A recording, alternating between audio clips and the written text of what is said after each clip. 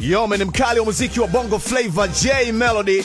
Kupitia kwenye Insta story yake ameandika ujumbe ambao anaonesha jinsi gani ambavyo amekuwa excited kuweza kufanya kazi na Mheshimiwa Mwana FA. Ameandika ujumbe ambao unasema kwamba moja ya ndoto yangu kubwa kwenye muziki ilikuwa ni kuja kufanya collab na my brother Mheshimiwa Mwana FA. Nafurahi kwamba nimetimiza hiyo ndoto mwaka huu na album yangu inayofuata itakuwa na huo wimbo.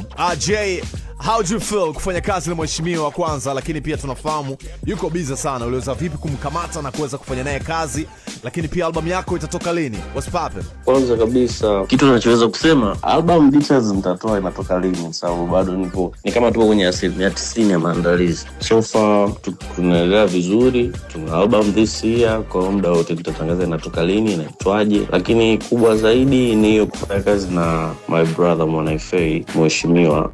Zamani kipindi naanza muziki, yani nilikuwa napenda sana kumsikiliza nyimbo zake. Nilikuwa napenda sana kusikiza ya Laiti. Yani ya Laiti ilikuwa ngoma ambayo naisikiliza kila sehemu, kwa naipenda sana. So far yani nilipokuwa naanza muziki nikasema siku moja nitakuja kufanya kazi na my brother. Then nikatengeneza wimbo. Nilipotengeneza huo wimbo nikaa namfikiria sana yeye kufanya naye.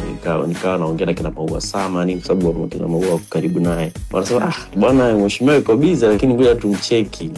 Nikaongea pia na Dimples, nakumbuka hivyo aliniambia Mheshimiwa naye mtu wa business, unajua yani akitulia hapa atulima akasafiri. Then siku moja Dimples akanipigia akaniambia hebu nitumie ngoma Mheshimiwa anataka kuisikiliza.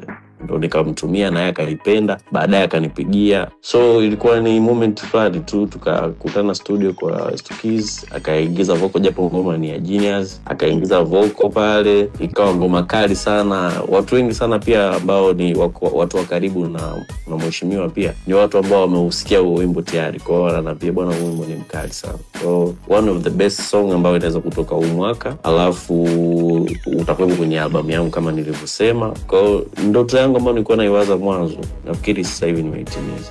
Oh yeah, kwa sababu ndio alikuwa kwa mara ya kwanza kufanya kazi na Mheshimiwa Mwana FA. Kitu gani ambacho kilikuwa surprise kufanya naye kazi, Jay?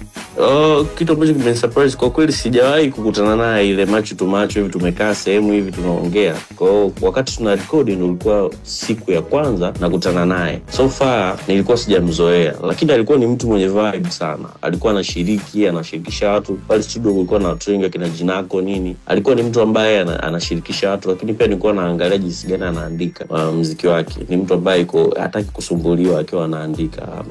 Ameconcentrate kwenye wimbo wake. So ni kwa mara ya kwanza ndo nakutana naye, nimerekodi naye kwa mara ya kwanza. Amenionyesha ushirikiano wa kutosha, alikuwa na vibe na vijana pale, japokuwa ni Mheshimiwa, lakini pia time yake ni ndogo, lakini so far alikuja akashiriki na sisi pale. Kwa hiyo ni experience ambayo nimeipitia.